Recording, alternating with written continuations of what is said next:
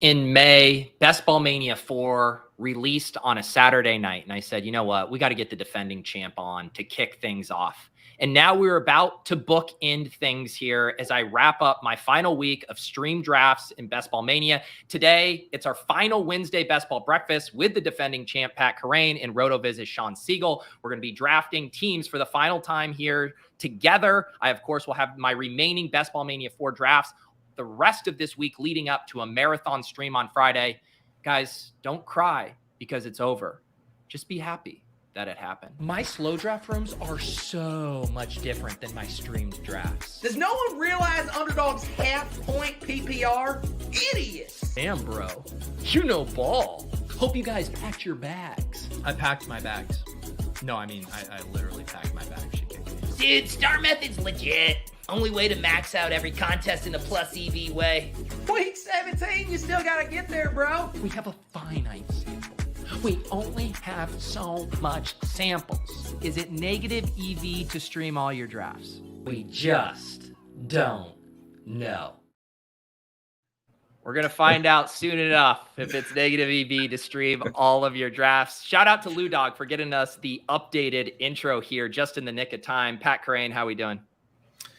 Doing good. Yeah, we only have finite samples, okay? This is one of the samples where JT gets a year stolen from his prime for some reason, but this is it. This is a finite sample.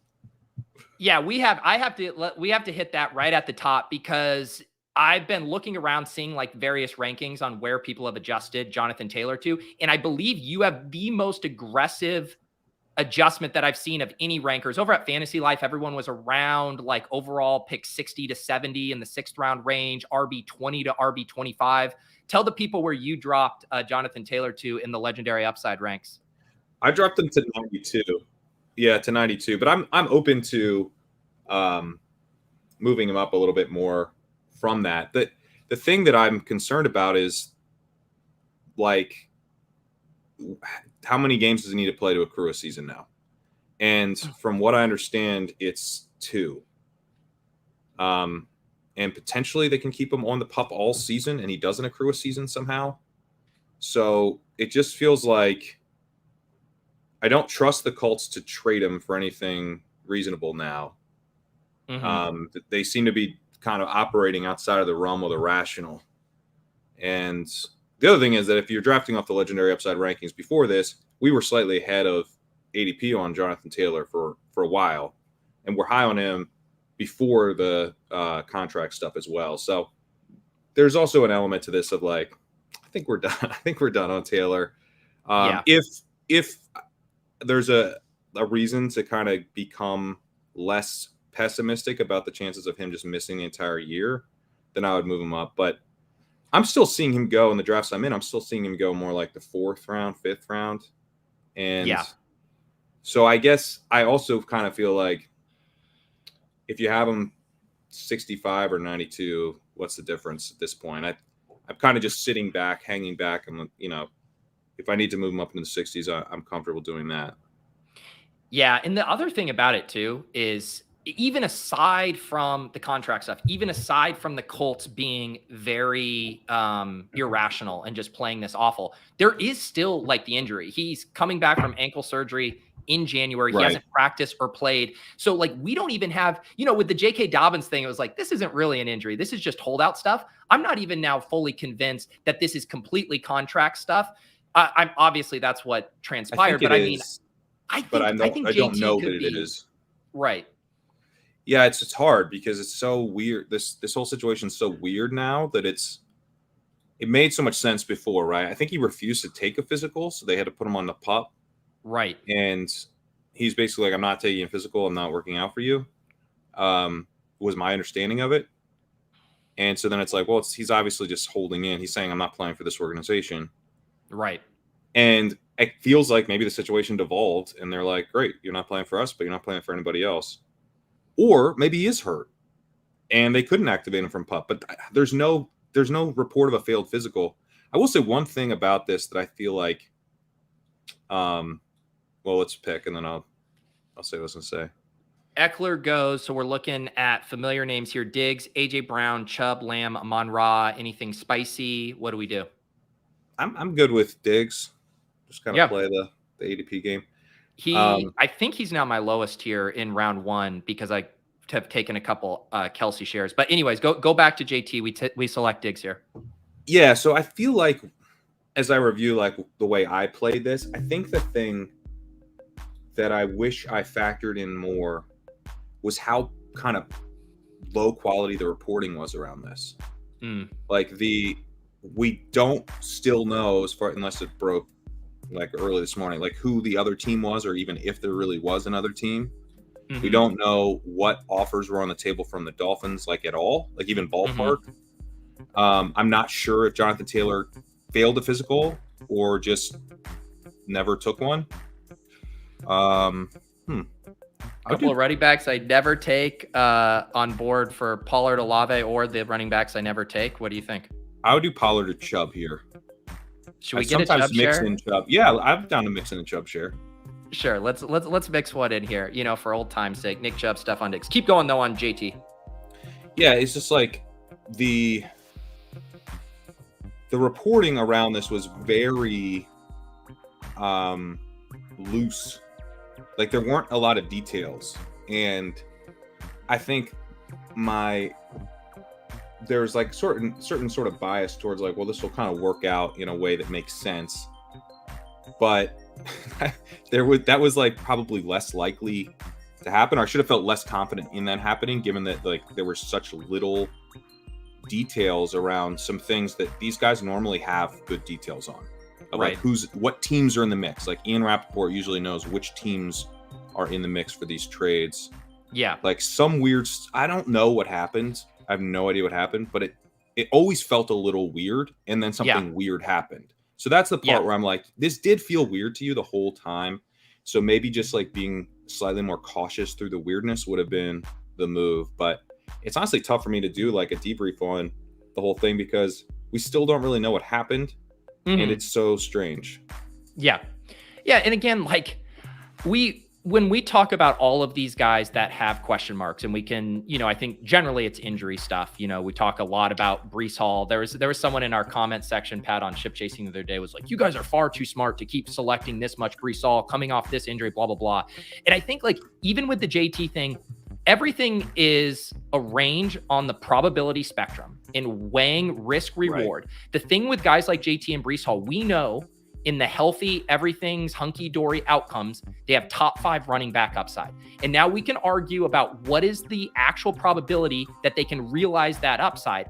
But I just keep coming back to, we're playing in an underdog contest where we're trying to win $3 million against 600,000 opponents. We're playing over on FFPC where it's $1 million to first and like 200,000 to second. Like if you are not taking on these smart risk-adjusted bets, like you're losing. The market is so efficient. How do we beat them? Well, we get a bell cow running back in round 3. We get a bell cow running back in round 5 because the market was fearful. And I do think it's fair to, you know, talk through the stuff with Breece and make sure that the process is still good.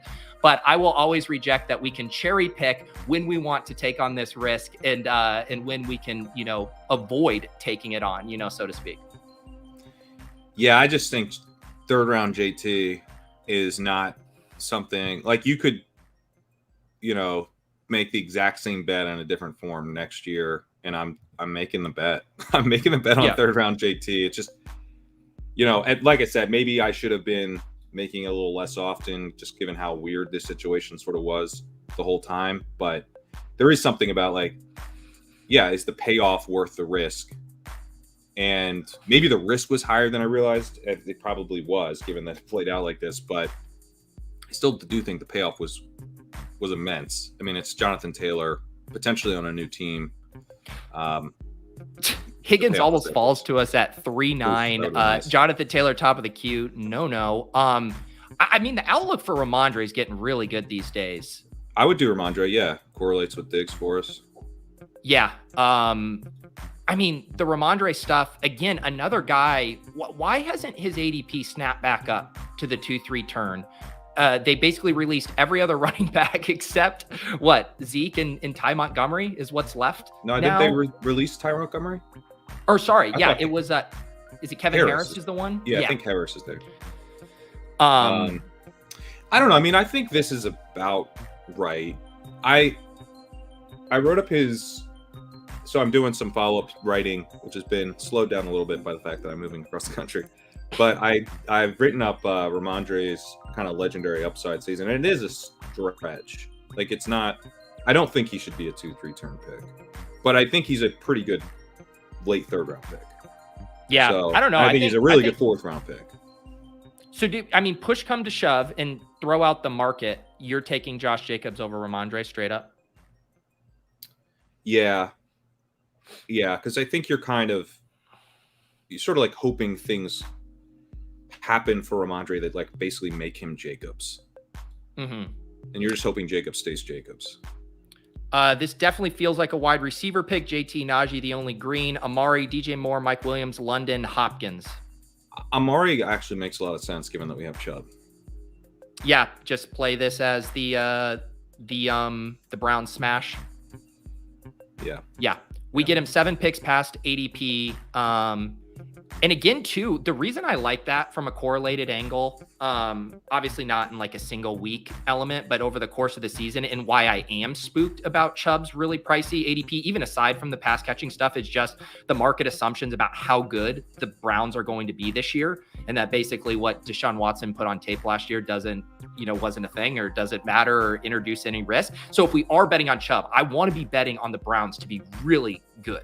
I don't want to bet on the scenario like Watson's so-so and they give Chubb the ball, 400 times. No, I want this offense to be in the red zone all the time. I think Amari then makes sense in that kind of logic. There is some like last year's Broncos to this Browns bet. I've made the Browns bet quite a few times, but it could go that way. Yeah.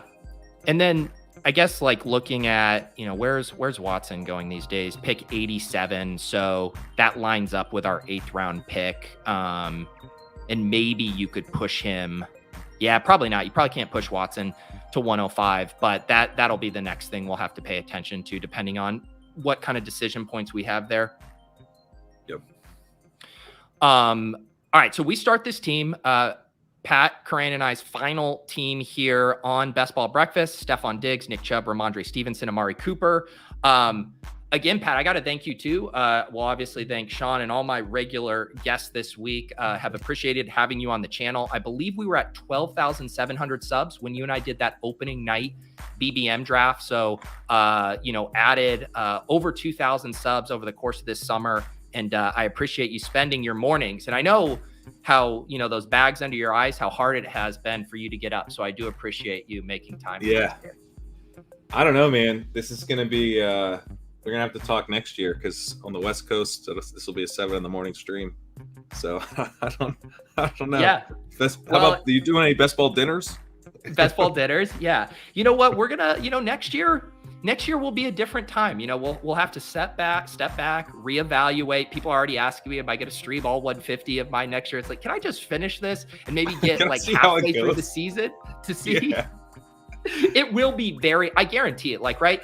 It will be impossible to not have how I feel about this for next year determined by how the teams do, right? If we have a couple 100%. Teams that make it to week 17, I'll be like, fucking, let's dial it up. Let's go again. If I just brick out, I advance like 11% of teams, I'll be like, you know what? Maybe it wasn't that great of an idea. Yeah.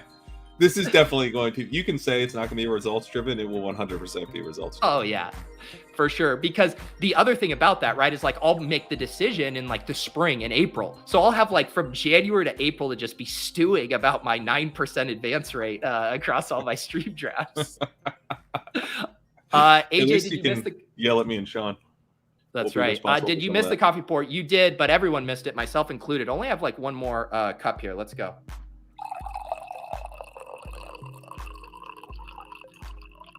There we go. Nice hearty pour here. We do see Jonathan Taylor come off the board at 53. Definitely still seems a little pricey after kind of seeing everyone evaluate things. Joe Burrow's been sliding a lot lately. Hawkinson on the board. Wide receiver wise, we're looking at Kirk, Godwin, Pickens, Dotson. What do you think? I don't like Kirk or Judy here. I'm good with Pickens or Dotson. Dotson should be going higher, right? Dotson is a pretty good pick, right? Yes. And it opens you up to your favorite late quarterback selection in Sam Howell. So, right. Don't you think all the guys we haven't taken? Don't you think Dotson should be going ahead of McLaurin in drafts right now? Yeah, I mean, I could certainly see the case for it. I've had the decision to take him ahead. I did it a couple times, I think. But I also feel like maybe the toe thing is not all that serious. Yeah. And I think McLaurin's. I've been bullish on McLaurin this whole offseason. So yeah, if the toe thing's not an issue, then I definitely want to be betting on McLaurin over Dotson.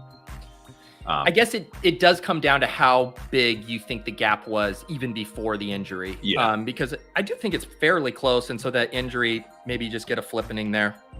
I think McLaurin's pretty underrated as a talent. Okay. So this is kind of a weird spot here. Like you could stack up the Bills, or we could just grab our guy J.K. Dobbins.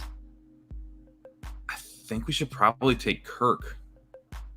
Okay, yeah, I am down to take Kirk. I thought you were out on Kirk. I don't like Kirk in the 5th, but my thing with Kirk is I'm like, he should be a 6th round pick, not a 5th round pick. And then now he is, so we should do it.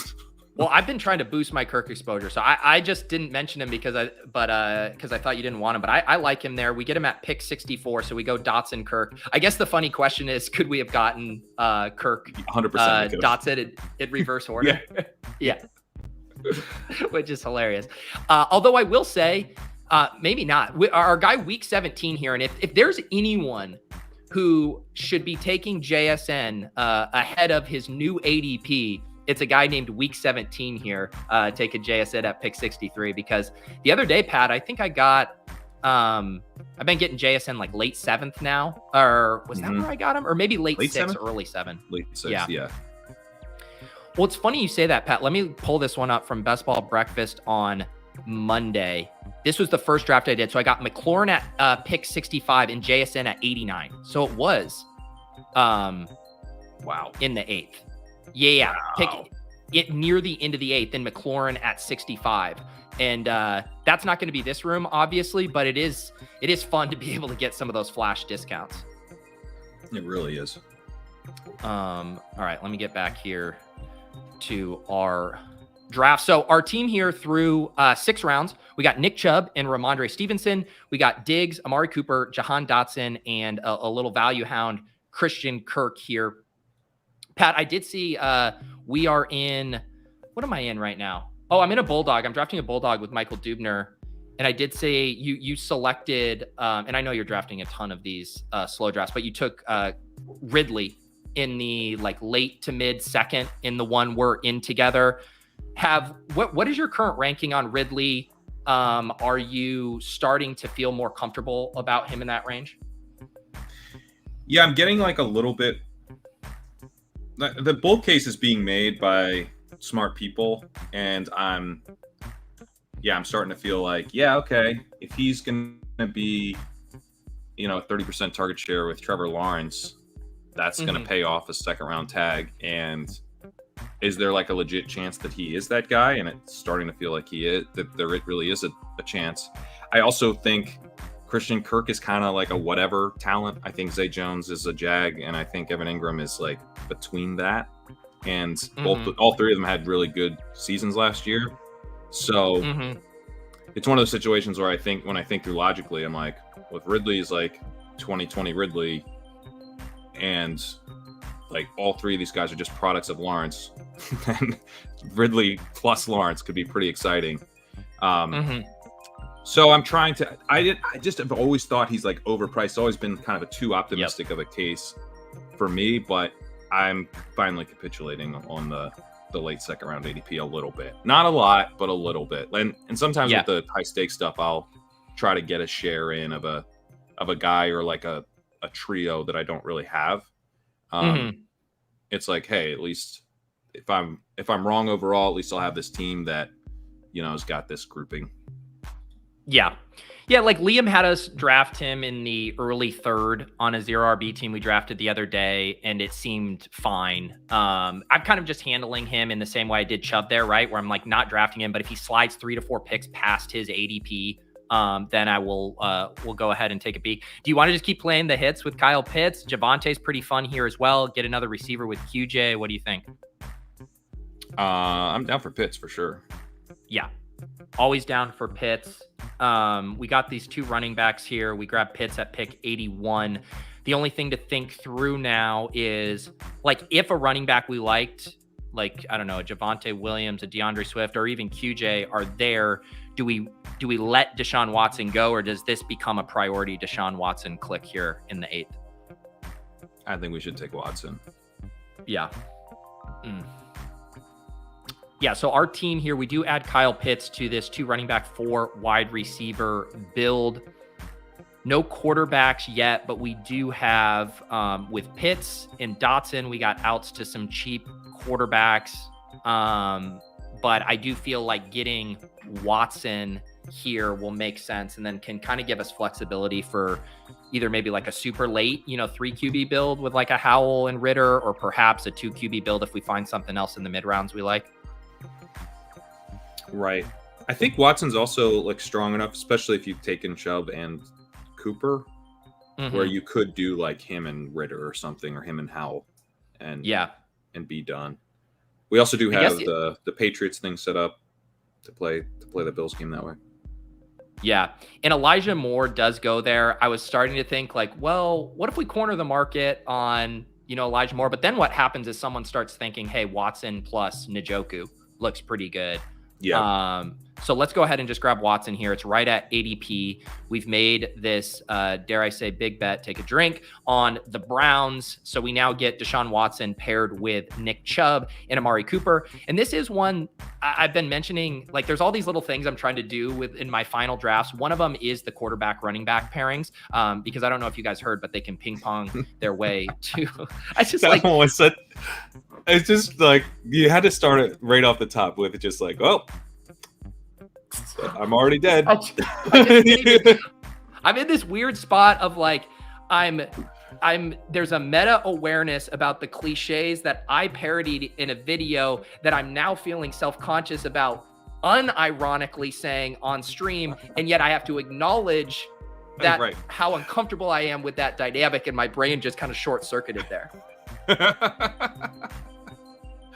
Yeah, well, you got us good with that one. The ping-ponging weeks is like, that is probably the thing, the cliche that like we've all felt the smartest saying all summer is like, well, you realize that the running back can actually.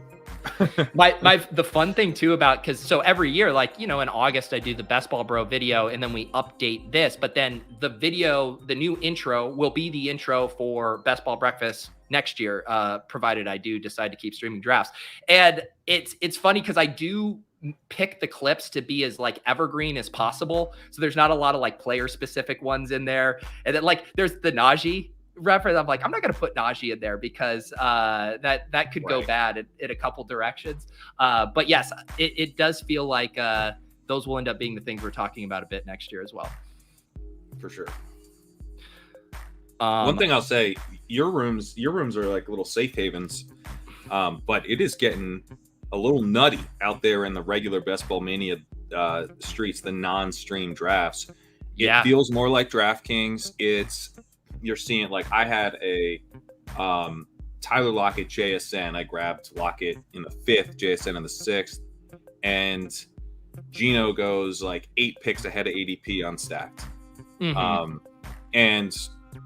But look, the way I've been battling this is you take your quarterbacks a little earlier than you normally would, and you just like refuse to let the room do it to you. Where I built out, so then I went Jalen Warren and Pat Freiermuth to build out the other side of that game, and then Pickett got sniped from me. So I was like, well, you know what? I don't need either quarterback because I built out some other. I think I had CMC and I grabbed Purdy.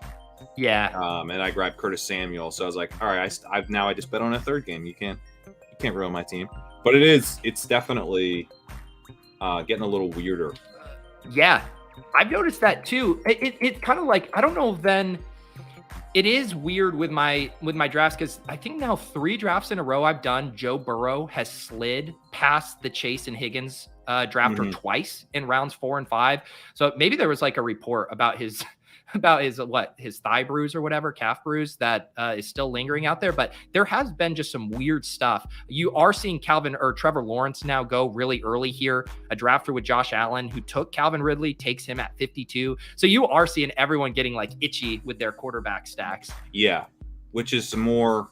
It's funny because the quarterbacks aren't going like go to the top. Yeah, they're not going as high. No, sorry, the board. Oh, top of the board. Yeah. Yeah. They're not going like as super, super high as they were before. Right. It's not that far off, but you know, when this thing opened, we were seeing like early second round Allen. I would also say Herbert is pretty nice here for the build. I love Burks, obviously, but I know. Do you feel good about Burks? Well, yeah, I'm not opposed here. I mean, Herbert sliding back to his original range. Which one do you prefer? I like Burks better with this build, actually. That was my only thing with the build, even though it is like, it's rare to see Herbert in the hundreds now. So that was like, that could be nice. I'm so used to having like Breece Hall there. Yeah. That Herbert looks like, I mean, he's perfect, you know? Yeah. But I will say too. But we don't. We have Ramondre and Chubb. And it is kind of like, I will, with kind of how things have shook out with the backfield and Deontay Foreman seemingly falling out of favor with the team, is that Roshan cost, as much as I like Herbert and I do think he's going to lead that backfield to start. I mean, Roshan's price is really nice now too. So I don't ever feel like super bad about missing out on Herbert because I don't mind taking Rojo in the 140s.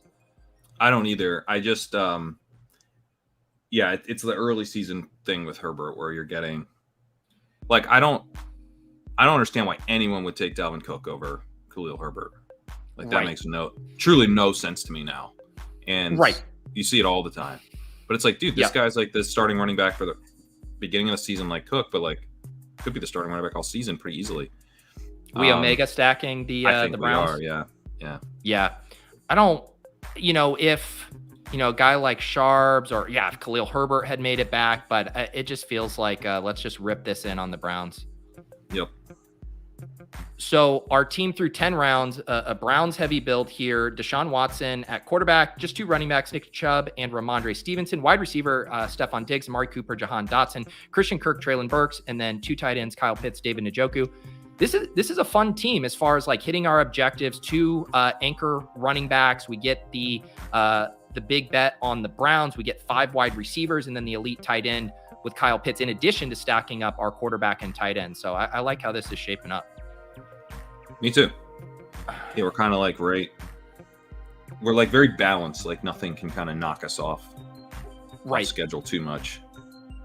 Are you feeling better about some late wide receiver options? If you are taking advantage of multiple detours and stuff, are some of those coming into focus for you a little bit more? Yeah, there's a couple guys I like late. They're the same guys as Davis, basically. Deontay Hardy, Tutu Atwell. I'm still into both those guys. Hardy feels kind of I don't know, he's being slept on a little bit. Yeah. I think partly because Kincaid is there's so much hype around him and he's going to be a slot receiver, but I am pretty skeptical of that path for him actually smashing.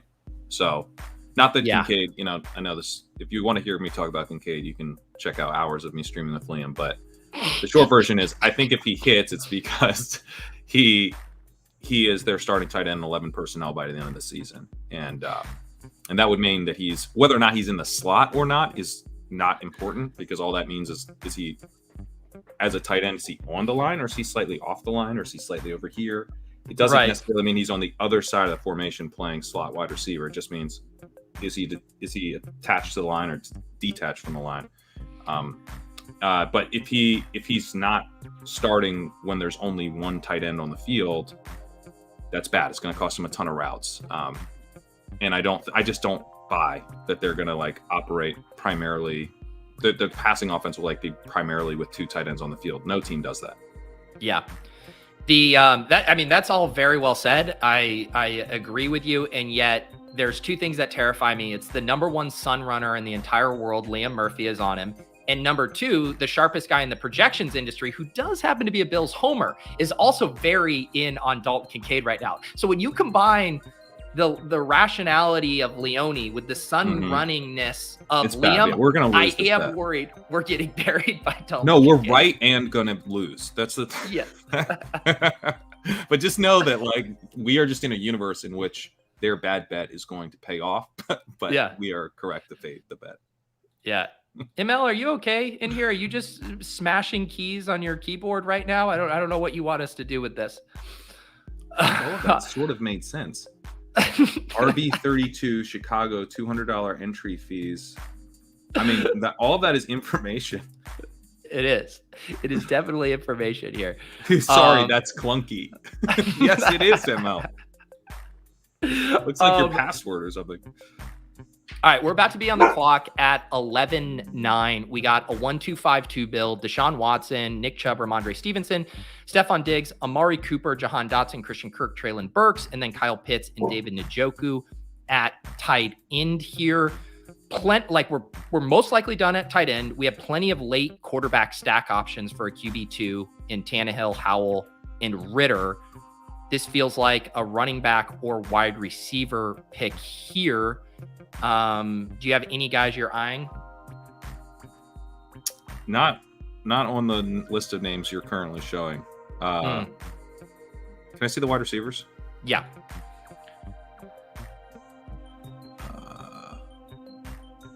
Jeez. So Mims went. Did Mims go? Mims was long gone. Yep. Oh man. Yeah. All right. I don't mind Jamison Williams or Rashee Rice, and I also still really like Achane. I know no one wants to click him. Okay. Yeah. Let's take Achane.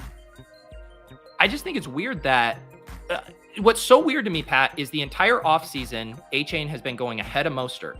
But since the JT news, Mostert is now flipping Achane in most of the drafts. And I guess I'm confused. People liked Achane more in the scenarios where they added a veteran back, but now prefer Mostert without it. Does that logically track? No. I don't think it does either. But that's the third draft that's happened since the news for me. Yeah, I don't know. I think Achane was maybe just sort of an end of the season play. It doesn't really make sense because if JT was there, like everyone was dead. That was, I mean, JT's either healthy or, and everyone's dead, or he's not healthy, and then who knows? But yeah. Achane was back at practice yesterday, and it's funny that people say his preseason usage was awful. This goes back into how you interpret preseason. When they lined him up in the slot and hit him on a screener. Oh, hang on, let's get here. You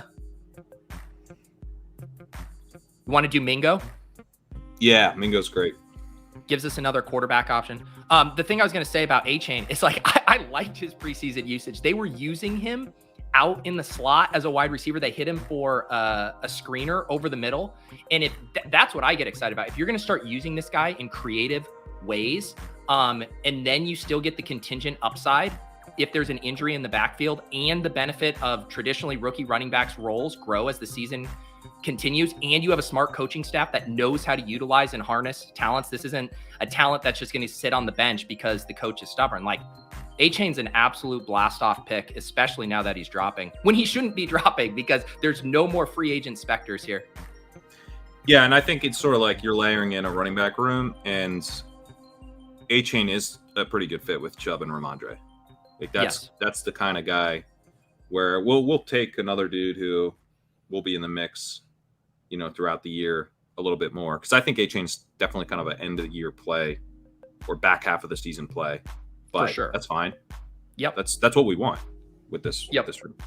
Yeah, and again, like if people want to nitpick Achane, like just whatever holistically, I'm fine. I'm just saying it does not make sense for the market to take Achane ahead of Mostert all offseason and then the nothing to happen with added backs and then flip them. That makes zero sense.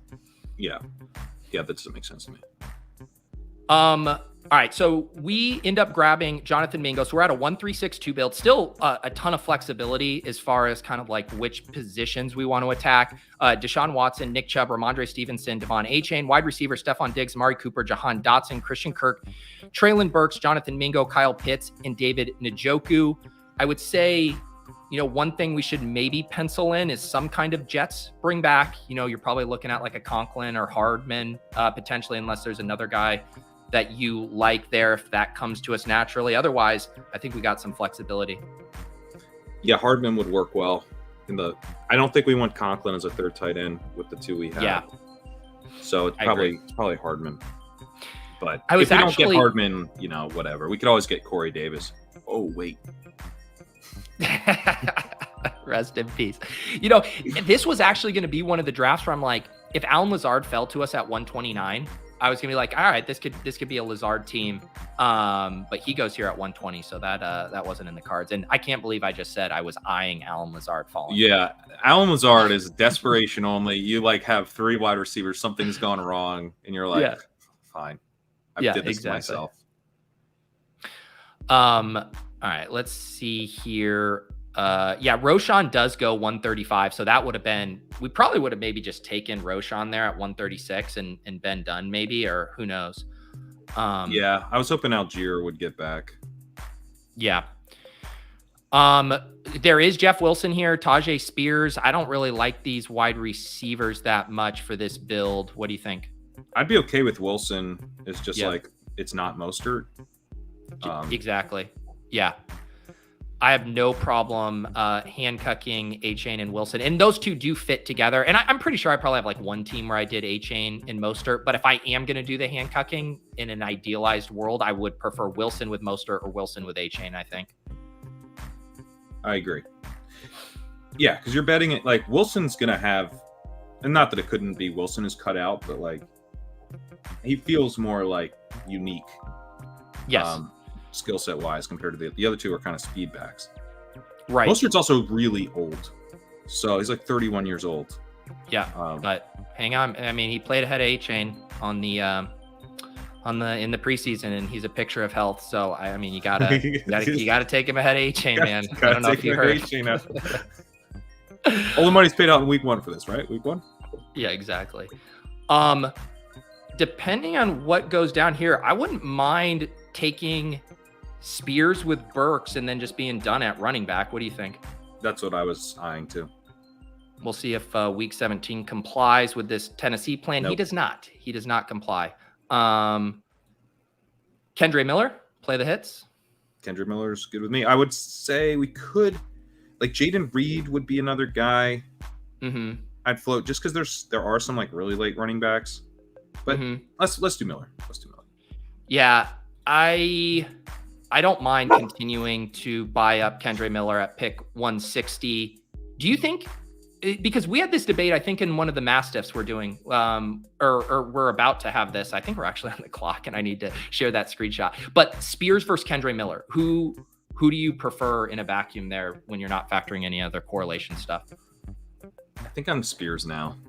Yeah. He's just one of those guys where I'm like, we've never really got the hype train going fully on him, and I don't know. I think I'm pretty substantially overweight, but there was a period where I was like, why am I not hammering this guy? I'm not that in on Henry. They clearly like him. He's had a great training camp. Everyone's been very positive, not just about his ability to contribute in the passing game, but about him being the clear number 2. And like, it's not to a Warren level. Like with Jalen Warren, you get the clear number 2 plus he's probably the better back than the starter.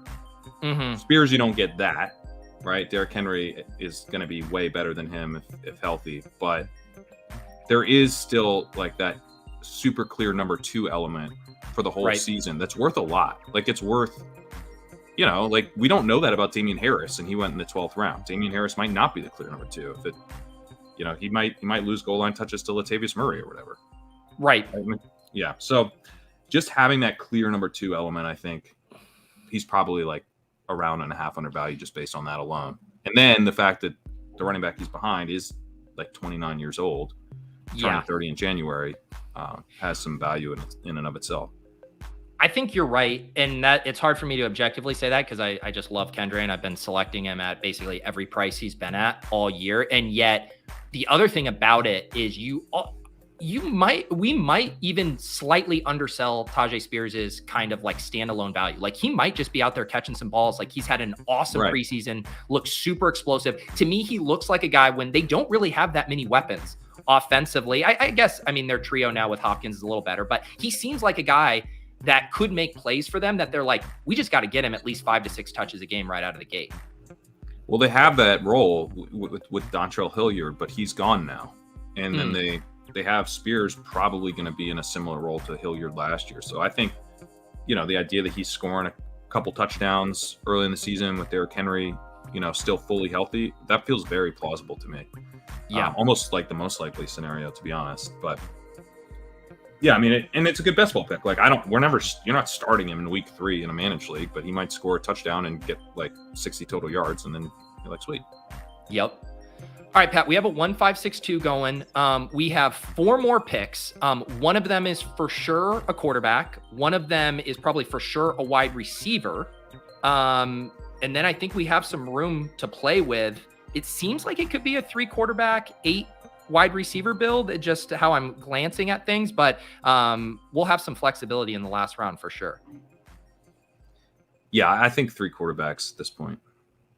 Yeah. Do you have preferences on them? Because we do have tons of options and we could layer one in here a little earlier. So Young, Tannehill, Howell is gone, but Ritter is still available, I believe. Do you want to take DPJ though with this Omega stack? Let's take DPJ, get the Omega going. Yeah. But he's a value by ADP and also fits with the massive bet we now have on the Browns. Yes. But yeah. I don't know. I'm kind of more pro overstacking than I think some people. Partly because like it's around 15 pick, and like we now know that the Browns are putting up a lot of points in week 17. Yes. And so like, okay, well then I would like my round 15 pick to be in a high scoring game environment. Like that's not, and maybe Amari Cooper duds and DPJ has a big game or whatever, and Amari Cooper's been a high advance rate guy, but like we're not winning anything if the Browns don't go off in week 17. So getting another guy at a cheap cost, I think is appealing. For sure. I also, from a portfolio standpoint, I like how we've done this Omega stack because the one Brown that I've been really hammering is Elijah Moore. So then as like without Brown stuff. And so then getting this stack without him makes a little bit of sense to me. So this is, we did want to leave a little room for Mecole Hardman.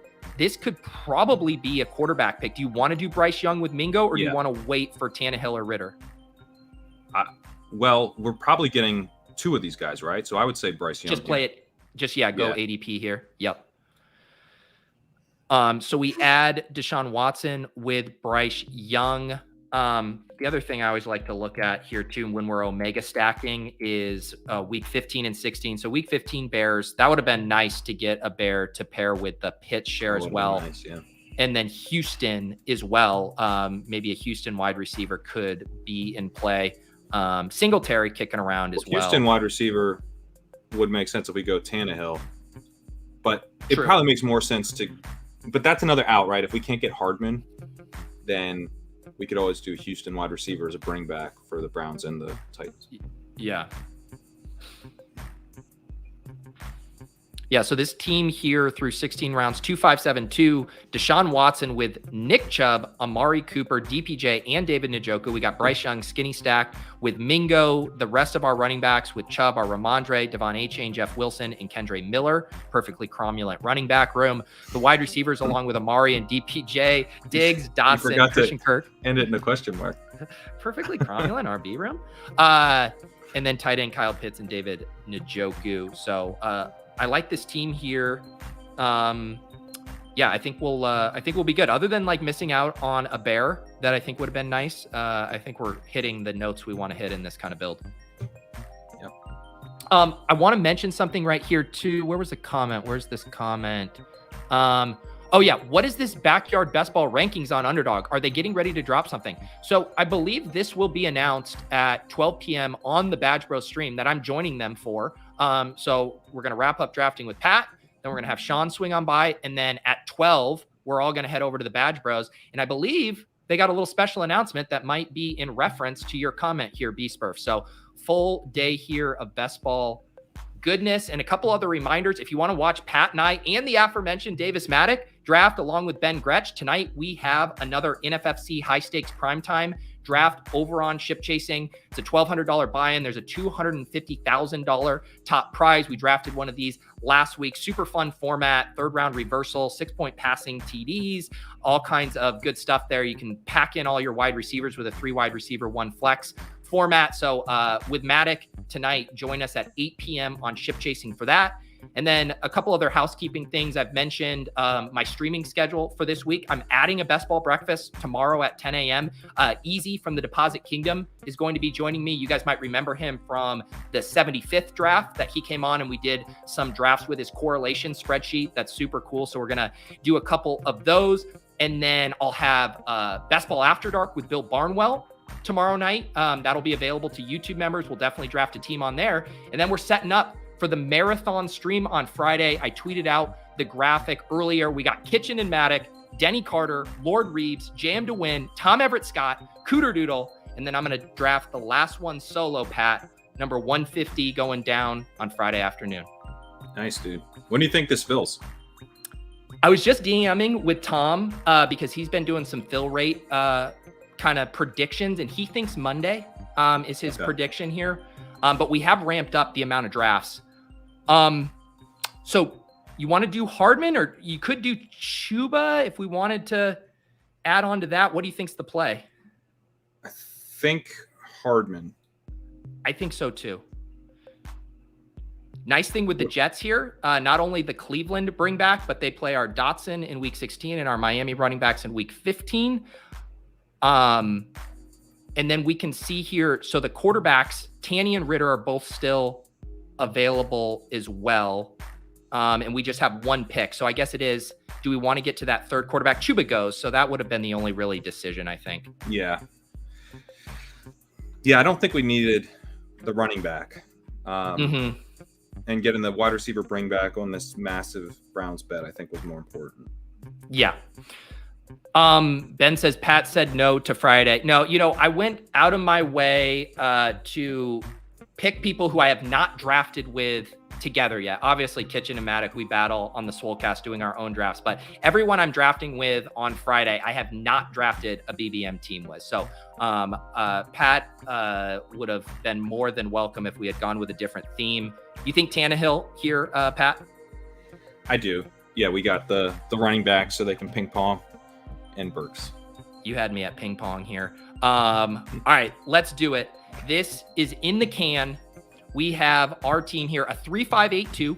We go Watson with 2 late QBs and Bryce Young and Ryan Tannehill. We got this Omega stack with the Browns. Watson, Chubb, Amari Cooper, DPJ, and Njoku. Bryce Young skinny stacked with Jonathan Mingo. Ryan Tannehill skinny stacked with Treylon Burks. Our other running backs, Ramondre Stevenson, 2 Miami Dolphins running backs. That's a no-no. Devon Achane and Jeff Wilson. Kendre Miller at pick 160 to round that out. The other wide receivers, Diggs, Jahan Dotson, Christian Kirk, and are the 3 that are not stacked with their quarterback. And then Kyle Pitts and David Njoku at tight end. This team came together nicely, Pat. It did. Yeah, I like this team a lot. I feel like this is kind of the style of build that you want to do a little bit more now, right? It's like, you don't want to, like, we didn't try to push it with Watson. We stayed right on schedule with the wide receivers. I'm just like, it's kind of crazy out there, but as long as I'm just trying to hit my marks, like, oh, that was weird. There's oh, this dude just took a quarterback 50 spots ahead of ADP. Strange. And they just keep going. And it's like, there could be a lot of weirdness, but as long as my team comes out okay, I'm good.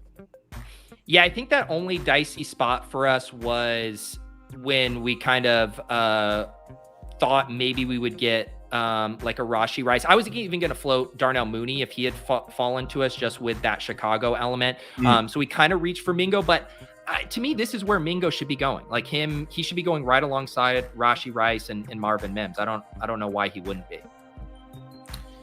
Yeah, I agree. I think Mingo's been one of the better picks all summer. I mean, he's been pretty clearly a starter. He's a second-round pick. He's super athletic. He's got size. Kind of profiles as a yards after catch guy. I think he's going to play a lot for them as like the flanker Z role, where they're going to be trying to get him, on stuff like where he's, doing stuff after the catch, not kind of just like a big body deep threat X. Seems like they're going to have Chark in that role. So maybe a little bit more creative usage for Mingo. And then probably Thielen in the slot. So right. I know Thielen got a little bit of buzz after the preseason, but I continued to be very pleased with what I'm seeing about Mingo. And it's like, hey, Thielen's not getting any younger just because he got a lot of preseason targets. Right. This is a long season here, and Thielen's been flashing all the signs of someone who's washed in actual in-season NFL games. So I'd rather just bet on the rookie. Thielen, a good comp for that. Remember, it was basically like 2 to 3 years of Larry Fitzgerald. He was in the twilight of his career. This is probably about 4 years ago. And he did the same thing for 2 to 3 straight seasons where he started off really hot, like had 6 like nice weeks. I remember the reason this is, imprinted in my brain is because Pat Thorman pulled a fast one over me and got me to trade for Larry Fitzgerald around week 6 when I needed a wide receiver. And then he immediately turned into a lemon. So yeah, like these guys coming off an off season where they're in shape, they're healthy, whatever, and then losing steam, like the Larry Fitzgerald arc feels very apropos for Adam Thielen right now. I mean, with all due respect to Thielen, like he should be so lucky to have a Larry Fitzgerald. Yeah, come on. I don't know. I mean, this I don't know how many times we can hammer the week 17 thing and the week 15, 16 thing, but it's like apparently not enough, Pat. Apparently not enough. I'm just extremely comfortable fading Adam Thielen to matter. And I guess like the thing, like this is coming from a guy who has a lot of Devontae Parker, who I think stinks. I have a lot of Robert Woods, who's, probably even worse than Parker. I have a lot of these guys in the very last rounds who I think are just Adam Thielen. Yes. But Thielen's never gone there. And I actually do have a couple shares of Thielen when he has dropped into the very last rounds. I think it's a different bet then, where you're like literally just all the things about Adam Thielen that people are saying like start to make sense to me if he's in the end of the 15th round or the 16th round. Right. Or if he was freely available like in every draft the way Woods is. But he's been like somewhat expensive. And maybe that's just a disagreement I have with the market. But like to me, like a 12th round pick is still an important pick in these best ball drafts. And I'm not spending that on Adam Thielen.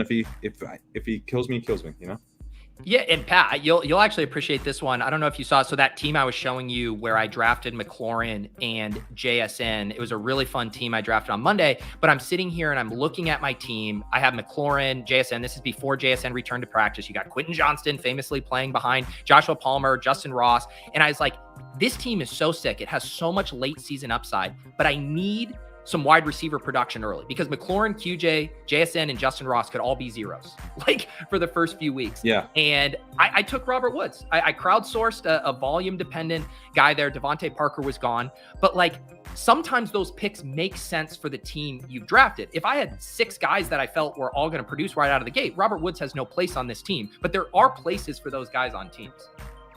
Yeah. And I mean, like to me, Robert Woods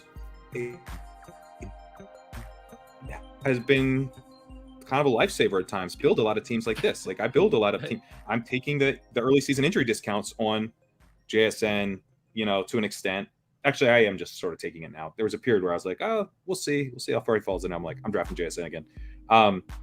Obviously, like the Breece Hall stuff I'm in on, but it's like the early season production I don't want to pay up for, and I'm willing to actually still pay up for late season upside on guys with risky early season profiles. But then that means I should be open to free early season production in the last rounds. Like those picks aren't likely to hit like anyway. And so, yeah, like Woods, I think Woods is going to have a high advance rate. I do. Yeah. And if he can drag, a McLaurin QJ JSN team to the promised land, you even just give me 4 to 5 weeks. Give me the Larry Fitzgerald. Give me the Larry Fitzgerald at the start of the season. That's beautiful. It's beautiful. Yes. Yeah. Yes. We don't have to ask for much from our late round picks. Pat, maybe just to bookend everything here, I think we should pull up our first stream, our first draft we did. It was my first Best Ball Mania 4, and it was a Bryce Young team. So that seems fitting that we started with Bryce Young, although it's a very skinny room in that it was Kirk Cousins and Bryce Young. Although, Pat, wouldn't you say the way Bryce Young looked in preseason, seeing a little bit of rushing there, like I can see it. I can see Bryce Young getting you through in 2 QB builds. Well, let's see if we stacked up Kirk, because we're going to need a big year from Kirk. No, we had the 101. So we got Jefferson. Jefferson. Okay. Yeah. Right. Then, I think it can work. So here was the team. This was drafted, I believe it was like May 10th or May 11th. Kirk Cousins and Bryce Young. Jahmyr Gibbs at pick 49. Pacheco, Zach Charbonnet, Brian Robinson, Raheem Mostert, and Chase Brown. Wide receivers, Justin Jefferson, Devonta Smith, T. Higgins, Terry McLaurin, Treylon Burks. So again, another guy we bookended here. Marvin Mims and Alec Pierce at 169. And then a 3 tight end build. Pat, we got Sam Laporta at 193, Greg Dulcich at 168. And we did get Hayden Hurst stacked up there with Bryce Young at the end. It's a pretty good team. Can I see our running back room again? Yeah. Gibbs, Pacheco, Sharps, Brian Robinson. Survived this pretty well. I mean, if you look at this team as far as like as of right now, like dead roster spots, I mean, Chase Brown is probably the biggest question mark, and even he still has some pretty interesting upside over the course of the season. Yeah, I mean, he's not someone I would draft now, but it's not truly a dead roster spot yet. Yeah. And then we got really nice value on Brian Robinson. Yep. Our tight ends are really strong values. Yeah. So, yeah, I feel Laporta at 193. Those are the good old days. And Mims has done like a round trip, where he was like super cheap. We reached for him, then he rocketed up, then he swung back down. So Mims has just been all over the place. But yeah, this is a fun one. And taking Treylon Burks, I mean, that has been another constant throughout this offseason. He's gonna be a league winner. I'm feeling good. All right, Pat. I appreciate you. It has been an absolute blast drafting with you all summer long here on the channel. Like I said, guys, if you want to watch us draft some more tonight, Pat, Gretch, and Maddock and myself will be drafting a NFFC primetime team. Pat, I know you are in the midst of traveling, but do you have anything that the people should keep an eye out for otherwise over on Legendary Upside? Like I said, I'm working on another article that'll be legendary scenarios for some of the backs going a little bit later. Jonathan Taylor, I don't have to write up anymore, so that'll save me some time. I'm hoping to get that written and probably out on Friday. If not, it'll be out Monday. It's going to be a little bit tight. We'll see. But the internet people are commenting on is off my phone. Okay. I'm in a hotel room. It was honestly like better than your Brooklyn internet. I know it was. But yeah, that's the situation. But best ball rankings being updated every day still. And yeah, I will have some more content out on Legendary Upside at some point once I can get it out of my fingers and into the computer. And awesome. And I think I've mentioned this only on Ship Chasing a few times, but if you guys happen to be out in Vegas right before the season starts, Pat, myself, the Ship Chasing crew are all going to be out there Thursday and Friday night. We're throwing a party on Friday night at the Park MGM, thanks to our friends over at the NFFC. So if you guys happen to be in town, if you happen to be out there drafting high stakes teams, swing by. Pat's buying pizza. There'll be beers. And, it became a bit last year that whoever won Best Ball Mania had to throw a pizza party, and Pat is, holding up his end of the bargain. So if you're in Vegas and you want to take Pat up on some free za, swing by the Park MGM. Pat, appreciate you. Let's ship Best Ball Mania with one of these teams. Enjoy these final months of you being the defending champ. It's been a true pleasure having you on the stream. Up next, RotoViz's Shawn Siegel. Let's go.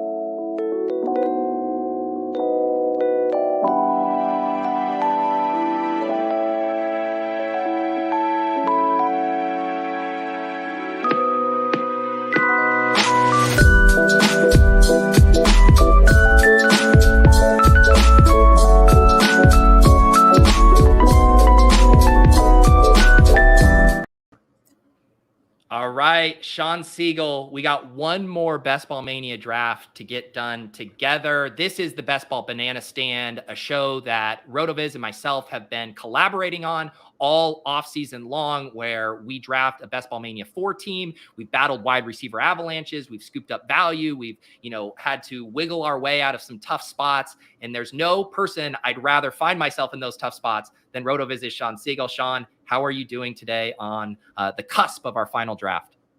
Good. And I've been doing a lot of drafts to have fun mostly, but to be ready for this last draft. But Pete, there's just no preparation, right? If I could give one piece of advice, and it's really more substantive than any of the actual fantasy advice, it is draft late at night. Because I've been putting together some teams where you're stacking wide receivers 20 picks below ADP. I mean, that's a normal thing, right, Pete? I mean, good wide receivers 20 spots below ADP. So, Shawn, I mean, I don't know. This isn't, you're a very nice guy, but, what you're essentially saying is, Pete, maybe streaming all of your drafts and tipping off when you're hopping into a draft with 500 plus people watching isn't the optimal way to draft your teams. Rather, it's in the darkness of night while people are drunk and stumbling into draft rooms. That's what you're telling me? I have seen a different environment with a different draft experience at a different time of the day. Yeah, it is funny how that happens. What crazy stuff have you been seeing? Because I did do a draft on Monday where I got JSN at pick 89. I got McLaurin like a round and a half past ADP. Is it mainly injury discount stuff like that where people are panicking, or just all logic out the window and there's no rhyme or reason for some of these falls?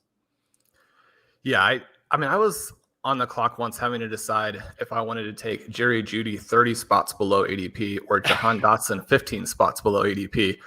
And like, well, one of these guys, I mean, I love both of those players. And one of them is technically a bigger discount. But at that point, you're like, I've got to get that price on Jahan Dotson. So there were all kinds of things like that.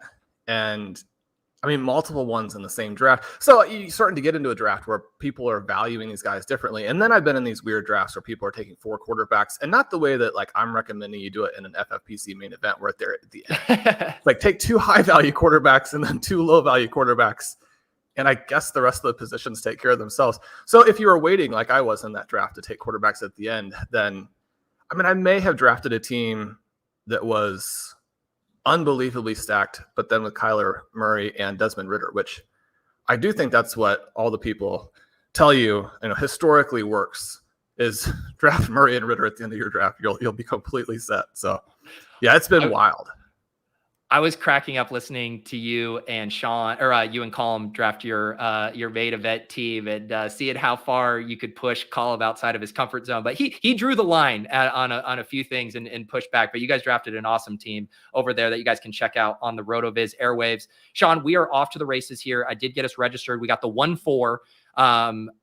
Which is a fun slot here. Maybe gives us a target we like early, while also maybe being able to capture a little value there falling. This is my 139th Best Ball Mania draft. Yeah, the thing you were talking about with the wild rooms, it's like, I understand if people are spooked on Jerry Jeudy. That one makes sense. Like, hey, let's let him fall a little bit. But then the Jahan Dotson, it's like, it should be the opposite. He should be screaming up draft boards with McLaurin uncertainty. And so when the opposite happens, then you're like, what is going on here? Yeah, it was eye-opening, and also just it was a lot of fun. So I mean, I don't want to spoil it by saying there may or may not have been Jonathan Taylor on a team or two there. One of the reasons I was drafting late at night there was just in case he did get traded and was going to scream up. I wanted some 3rd round prices. At $25, maybe not a big deal. In the main event, that's a little bit harder to take. Shawn, who is the play here? Tyreek Hill or Cooper Kupp? One of these you have as a priority. One of them you have just as a target. Are we going to take the priority here at the top of the queue? Yeah, go either way. Go with what you want here. I mean, I would lean a little bit to Kupp. Yep. I do as well. I am, like, just by way of my draft slots, a little light on Tyreek Hill, and also because even when the market was drafting Hill ahead of Kupp, there before some of that Hill uncertainty, I was still taking Kupp. So I still really like Tyreek Hill, but I'm okay ending up kind of double Kupp to Tyreek Hill. You guys heard me reference Shawn has a new article out. And if you are just looking for like the nitty gritty, just tell me who to draft. Shawn actually has this article for you. He goes through all of the players based on ADP, tags them with a priority, a target, a fade, all of those things that can kind of help you evaluate the draft board. So if you have drafts coming up, you want to look at your draft slot, try to see what's available to you at certain rounds and the team you can build with Shawn's approved players. Definitely head over there and check out that article. Shawn, were there any other, as you did that, because it is kind of a macro exercise too, where you're trying to figure out how you're putting together teams, and you've probably drafted more teams by this time this year than you ever have in previous years, just because of the rise of best ball. Was there any other parts of that exercise that surprised you this year? I don't know about surprise, because again, we have done so many teams, but it's interesting to work through and think about how a wide receiver start is going to influence what you do the rest of the way. It's interesting to think about what even a single elite QB pick does to the depth that you have at some of these other positions. And I'm going to have a Fantasy Pros FFPC article coming out in the next 24 hours, kind of looking at that too, and then putting in a couple of picks where if you go for Mark Andrews, this is what you do to react to the rest of it. If you take a Patrick Mahomes or a Jalen Hurts or a Josh Allen, this is how you make that little move to make the rest of the roster work with these guys. And one of the things you go through is if you look at ADP and you're not even that aggressive, but then you take the top guys who are there, you will end up with a very, very good team. The issue is that in some drafts, even guys who should be there, you're going to have other drafters who have reached for them. I don't know that there are a ton of great targets every round, right? So if you lose maybe the top target and certainly the top couple of targets, and especially once we get into 8, 9, 10, I mean, there aren't a lot of great guys. I mean, you need the player who is the slam dunk pick in that round to get to you. So number one, make sure you get on those guys. But then number two, it is important to have some contingencies in place if you don't, because otherwise, you'll be there in a panic and we'll get kind of frustrated. Aaron in the chat is shouting out your hat. For the audio listeners, Shawn is rocking that Kansas City Chiefs hat here, Shawn, and that's very fitting. We do get Travis Kelce sliding, and Jalen Hurts actually goes in round 1 here at pick 11. They come back around and draft Amon-Ra St. Brown. So, maybe this is the signal here that we're going to be in a bit of a loose room. Nick Chubb goes at 8 ahead of Bijan Robinson here. So we'll see what comes back to us at pick 21 with Cooper Kupp. I think I've asked you before, are you going to end up maxing Best Ball Mania for Shawn? I don't think I'm going to be able to get there, but I have been drafting waves of teams at night right now. I'm in these hopefully softer rooms, doing 2, 3 at a time. And it's nice to be able to use all of the stuff that we've learned throughout the season to attack, number one, a situation right now where you have more information. And then number two, where you're not exclusively drafting against other, very experienced drafters. Shawn, I do have your rankings pulled in here as opposed to ADP. Olave goes, so we're looking at Devonta Smith, T. Higgins, Deebo Samuel. The running backs would be Jacobs, Gibbs, tight end, Mark Andrews. What do you think the way we play this is? I like Smith here, even though obviously we can't get Hurts since he's already gone. Higgins is a pretty equivalent play if you prefer that. You know what? I did click Smith there. I mean, Higgins almost fell to Pat and I at 3.8 or 3.9 in the draft we just did. I don't know what's going on with that. I've been getting a lot more third round T. Higgins lately. That wasn't possible at the beginning of the summer because he was just kind of permanently fixed into the back end of round 2. So let's grab Smith, who I don't see fall as much. And a lot of times too, I've noticed now that Jamar Chase drafter, I don't know if it's going out of vogue, but not seeing as much Chase T. Higgins. And another weird thing that's been happening in my draft, Shawn, is the Chase Higgins drafters passing over Burrow twice in the 4th and the 5th round. I've been seeing a ton of sliding Joe Burrow into the late 5th, early 6th. So we'll see what Stick to Toast does here after passing on Higgins. They do go with Ridley to pair with Jamar Chase. After we make the pick, I do want to get your thoughts on Ridley because he has been such an interesting, case study this summer as far as how we think about risk, how we think about upside. His ADP has rocketed up. The drafter does go T. Higgins, so he's not going to make it back. Let's make this pick here at 3-4, and then I do want to get your thoughts on Calvin Ridley. But Shawn, at the top of the board, depending what this drafter in front of us does, we got Deebo Samuel, Jahmyr Gibbs, Ramondre, and Keenan. All 4 guys that we've been drafting a decent amount together. All 4 guys I'm overweight the field on. Does anyone stand out to you here at 3-4? Well, if we had any concerns that this was going to be wide receiver heavy, then I do think Samuel is fine. Gibbs has been another guy who's been falling to me a lot, and this isn't necessarily great value on him, but he is an interesting pick here. I've got a lot of him with Amon-Ra, and I actually would prefer to get those guys separated on some teams too, even though I don't think that's a problem. So he might be the lean that I have, even though, I've seen him go at the 3-4 turn a number of times recently. You mentioned Higgins, that draft where I got Dotson, a full round below ADP. That team also does have T. Higgins at 307. And so, a little different draft environment than what you're in, but I've seen him fall really far as well. And it is kind of shocking. Yeah, Gibbs is a guy, I think I was at 9.5% before this draft. I believe we took him last week in this range as well. So yeah, he's another one of those backs that I have been making a concerted effort to get more of. So we do start Cooper Kupp, Devonta Smith, and Jahmyr Gibbs. But talk to me about Calvin Ridley. You've been doing a bunch of drafts. Are you clicking him at all right now? What's your thought? Because even a lot of naysayers, Shawn, are capitulating and saying, you know what? Dude's got it. He's got the upside. He's a worthwhile second-round pick. Are you there yet on Calvin Ridley? No. There are other great players in that range, right? It would be just completely different if there weren't. Now, that's not to say that he couldn't hit. One of the things I've tried to make really clear is I think that Nick Chubb could hit. I think that Tony Pollard could hit. But you're playing to very narrow outcomes. And especially in the first couple of rounds, I don't think that you want to do that. Now, if you are playing 150 teams here, plus another, 300, 400, 500 in other environments, then certainly I don't think it's a problem to have, some exposure there. But he's kind of this risky play where the upside is still not that great with the rest of the players on his team. It's really difficult to see how a Nick Chubb or a Tony Pollard or a Calvin Ridley would absolutely crush you, even if they hit on their upside, which it seems very possible at this point. Mm-hmm. But there are a lot of things that can go wrong. Listeners know that I take a ton of risks in my draft, and you can get caught with that, like with the Jonathan Taylor situation and that type of thing.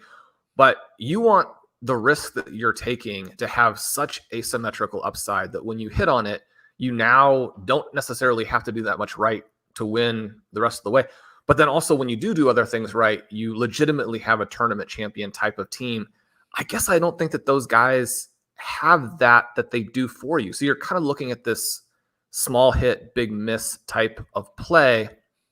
But again, all three of those guys are very good. Most of the players that I fade all the way through drafts are players who are volume plays and they just don't have the talent to back it up.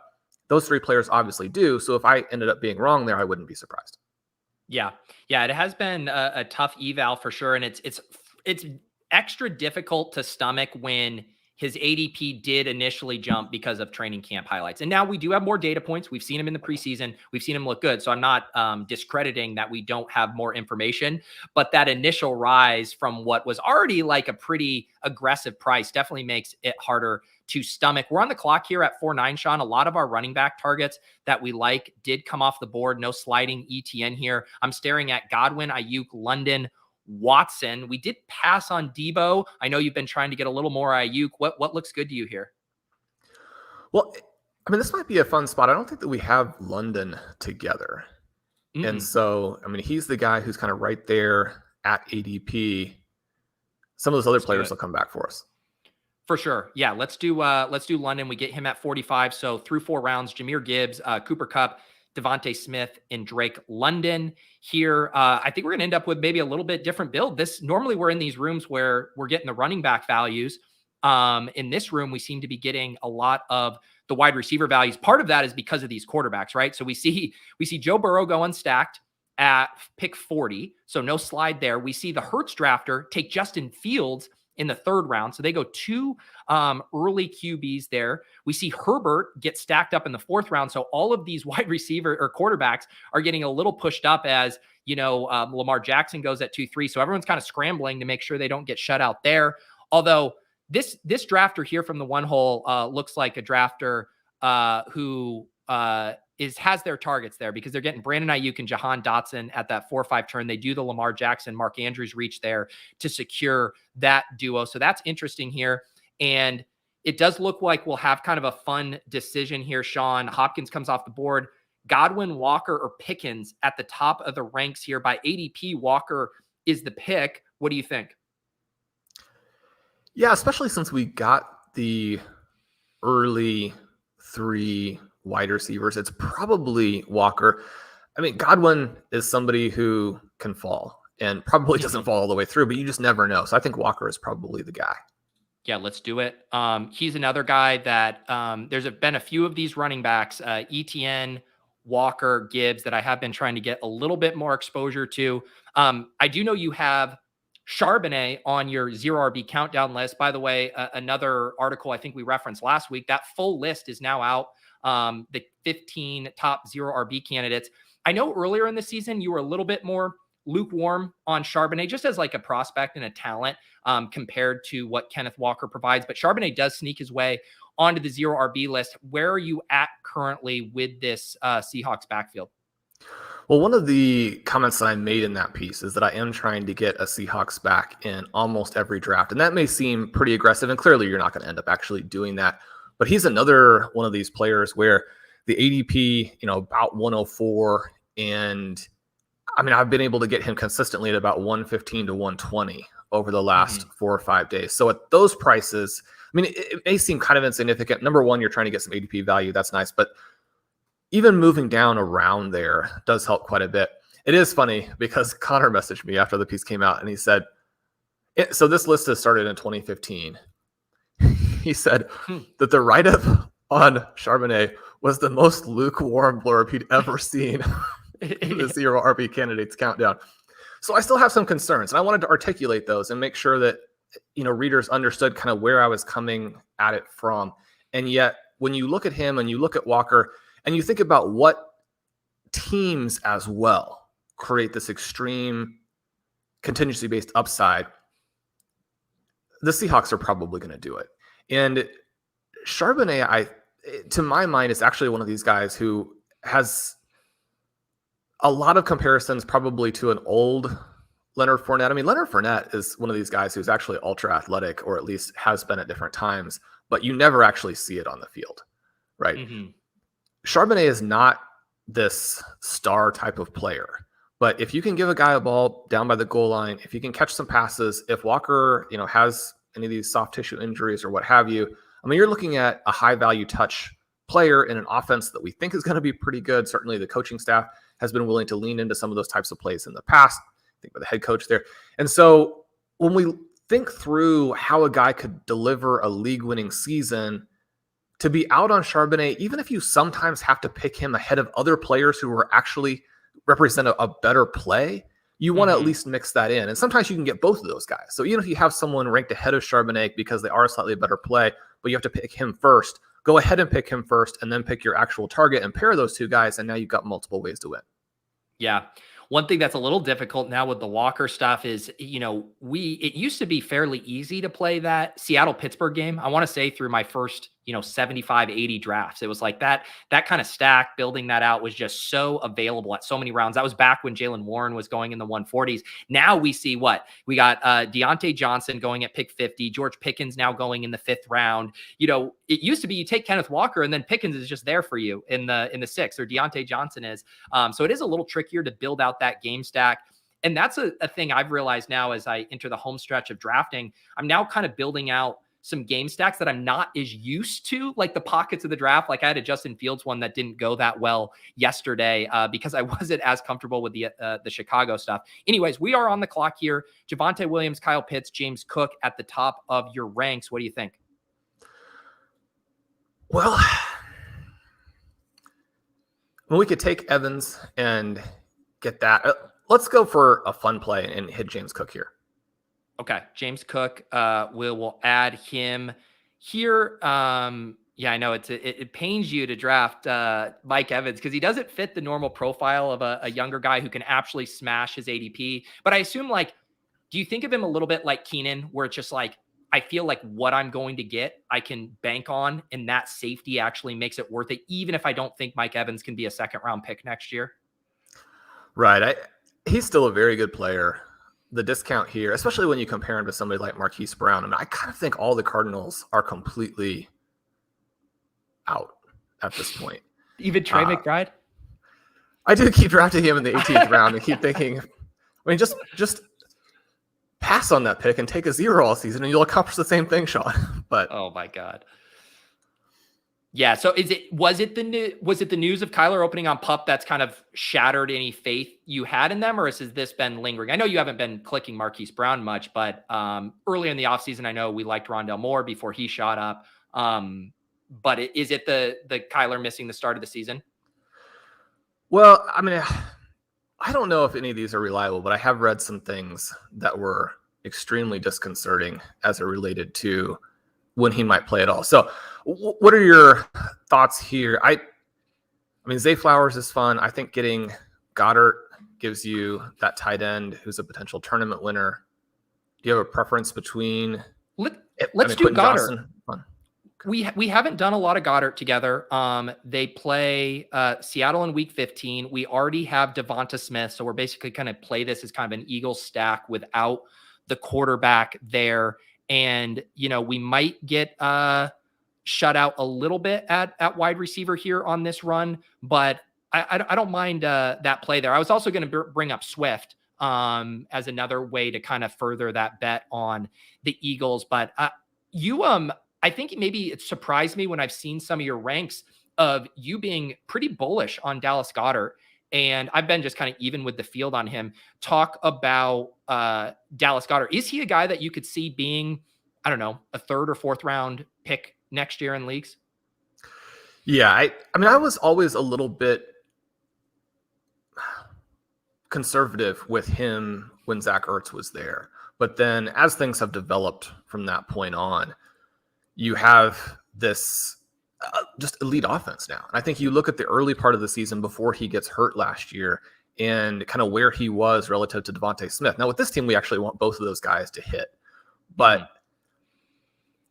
you look at the situation there, and certainly we definitely don't want this at all. But if anything were to happen to A.J. Brown, then Goedert and Smith together are going to both just absolutely crush where they are.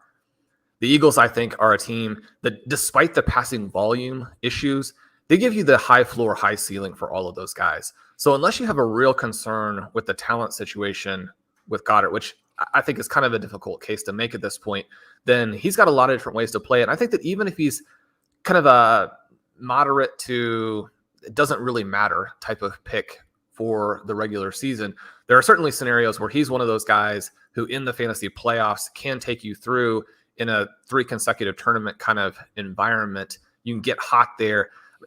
I really like George Kittle, but I think that Goedert can probably do the same thing at a little bit of a discount. And so you get in here and you don't want to end up with all of these later guys at tight end, or you want to have the elite guy with a couple of late guys. He gives you a lot of flexibility in the build in an area where I don't think that Zay Flowers is a must pick. I thought that Treylon Burks might come back. I've drafted him in every draft in my last 7 drafts. And the other question for us is like, where would we want to splurge on Jerry Jeudy? Right. Is he somebody that you would have liked there? I still have been, I think just because, there's certain guys that I'm happy to double down on. I've been doubling down on the JSN slide, the Burke slide. Jeudy, I've kind of just cooled off a little bit, and I guess I haven't had the moment where the price just smacks me in the face of like, holy cow, if you're going to let me get Jeudy here. So I haven't had that happen yet in the way, like with McLaurin and JSN, I've gotten some really good prices. So I just think it hasn't fallen to me in that way, but he didn't seem like a guy there that we needed to necessarily take over Dallas Goedert. We didn't have anything with the Chargers. We didn't take Javonte Williams. We took James Cook. So I didn't see anything necessarily pushing us to a Jeudy pick there. We're about to be on the clock here at pick 93 in the 8th round. We got 3 running backs, Gibbs, Walker, and James Cook. We got 3 wide receivers, Cooper Kupp, Devonta Smith, Drake London, and our tight end, Dallas Goedert. We'll see what Make the Money does. He goes Rashod White. Rashod Bateman here looks like your best available wide receiver. Anything else you like? Probably not really. I mean, in a draft where so many QBs have gone, Tua is interesting, but there's not really a good thing to do with him. And so from that perspective, I think Bateman has to be the play. He's kind of the guy where I've been very nervous about him, probably more nervous about him than say JSN and Jeudy and some of those and Burks, because he didn't get the volume I was expecting last season. And because this is kind of a continuation of elements that have happened for him, and because the reviews for Zay Flowers have been just so enthusiastic, then I mean, Bateman is somebody I love coming out of college. I think that you still want to consider that a little bit, even now that we do have a lot of NFL information. And one of the problems with the NFL information is just so much of it is obscured by what's happened to him with injuries and the fact that the offense previous to this year was probably not one that really took advantage of his strengths. And so, you know, there are a lot of complications there. But the flip side of that is that once you get into this range, his upside, his talent level, so extreme. I mean, Adam Thielen has already gone. And so when we're looking at that, and I just know, I mean, I know that you're on him more than I am. Blair Andrews just released what I think is a fantastic article, even though the headline, you kind of think, okay, well, this is just somebody describing their main event. I'm not interested in other people's fantasy teams, but it's the main event that he and Hassan are doing with you and Pat and Ben, and the write-up for it and some of the things that he includes in there, specifically about the Steelers wide receiver debate. Really, really good stuff. I encourage people to check that out. Blair is awesome. And this team that you guys are building is an absolute monster. I mean, I love you've got a lot of picks to go still. It's a slow draft, but I love your chances to win the whole thing with that team. When I loved him originally, and people that I respect most in the community are still on him, when we get him at that price, anyway, that's why I'm in. Yeah, for sure. I want to circle back to that real quick. We are on the clock, though, at the beginning of the ninth. Tua, Ingram, Penny, Sky Moore, best available here by ADP. What do you think? Or by your ranks? Yeah. This is kind of the range where I don't mind taking Ingram when there's nobody else. Mm-hmm. Yeah, I would say Ingram or Sky. Yeah. Yeah, let's go with Ingram because I kind of have a different way that I'm liking to. Okay. Yeah. So we grab Ingram here to pair with Dallas Goedert. Circling back to the Bateman thing, and it was funny you mentioned that. And I actually don't know if Blair is this far with his write-ups yet. I know he has a couple pieces up, but we just had a big decision point to add Rashod Bateman as our wide receiver 7 or get our first tight end in Sam Laporta. We're talking obviously about a tight end premium format. So that became a pretty difficult decision. And, you know, we ended up going with Laporta.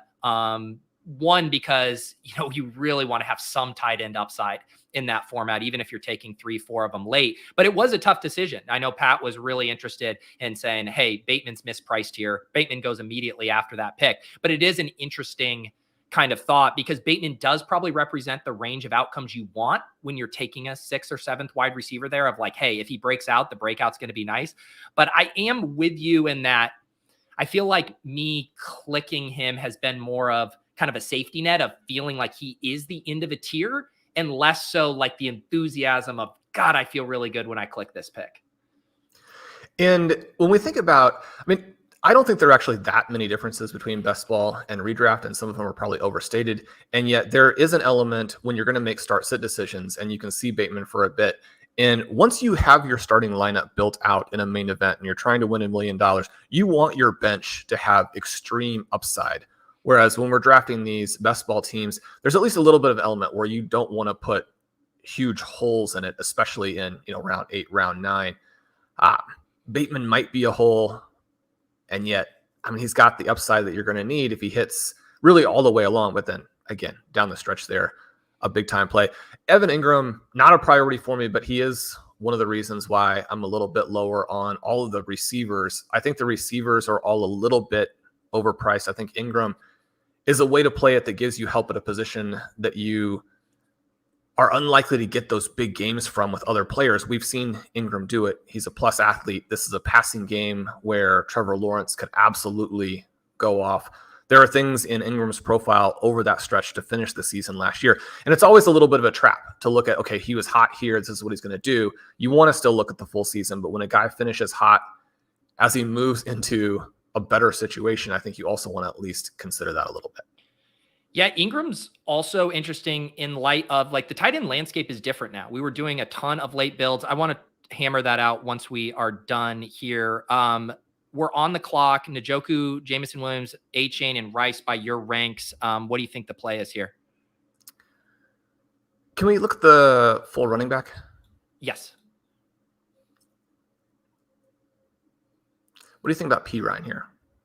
Let's do it if I can get it in quickly. Yes. All right. Just grabbed P. Ryan there. Real quick, I was just going to say about the Ingram thing. The tight end landscape is different now, right? In that we were doing a ton of late builds, but now you have like a lot of the priority targets kind of moving up. You know, even guys like Jake Ferguson and Luke Musgrave are much more expensive, kind of not as excited about a guy like Trey McBride. So I do think that maybe is pushing right to maybe locking up some more comfortable mid-round tight end bets like we did there. But talk to me about P. Ryan here. I think that was right at ADP, but wasn't he was lower in your ranks, wasn't he? Yeah. One of the issues when we go at it from a rank perspective as opposed to an ADP perspective is sometimes we're probably going to want to get the ADP value, or we're going to try and get both players. And so even though obviously the Dolphins avoid having a superstar dropped in their laps, it's still a tricky situation for Achane. And then, I mean, one of the things I wrote up in the Zero RB countdown is that I did go for the fun player, but not the smart player. The other guys are the smart players. And so I'm still kind of working through that. And I do have a lot of Achane. The other element here was, you know, can we get somebody that we haven't been drafting recently who probably is a forgotten play that is a league winning play, a tournament winning play? I mean, P. Ryan is basically, you know, the Mark Ingram back there, but he could actually be more talented. And so, yeah. And we'll see what, also, I just want to say, tell me, you're drafting with Shawn Siegel without telling me, and taking Sam Howell at pick 120. That's the kind of respect you get here. I think I would be, I mean, is Mims the guy we're looking at? I assume that was what was going on there with the P. Ryan thing. So we have the shot to get him coming back around. You know, hopefully we'll have a shot to get another one of these priority, kind of last of the priority receiver targets as we come back to our next pick. That could be tricky. We'll see there. But I think that these last couple of selections have really allowed us to balance where we are with the positions nicely.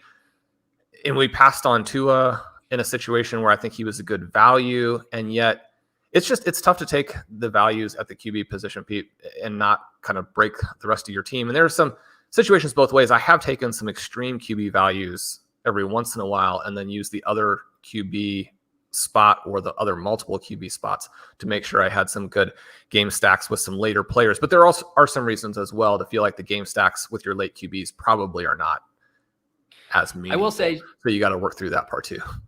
Yeah. And I continue to marvel at Shawn. Like, I do all these different drafts on my channel with different guests all over. And I don't know what it is, Shawn. Our drafts always seem the hardest. It seems like the degree of difficulty on the video game is always ratcheted up to hard mode. And I always love how we wiggle out of it, how we try to navigate it. But we do not get gift wrapped presents in these drafts. Like I remember one time George Pickens fell to us in a wide receiver avalanche room. And we were like, you would have thought he slipped 50 picks past ADP and it was like 6. But I just want to say I appreciate you navigating very, very difficult rooms. And I do think it's legitimately instructive for people. And it's kind of the thing. It's like you train with a weighted vest, right? And then you go and you take off that weighted vest and you feel like you could run a 5-minute mile.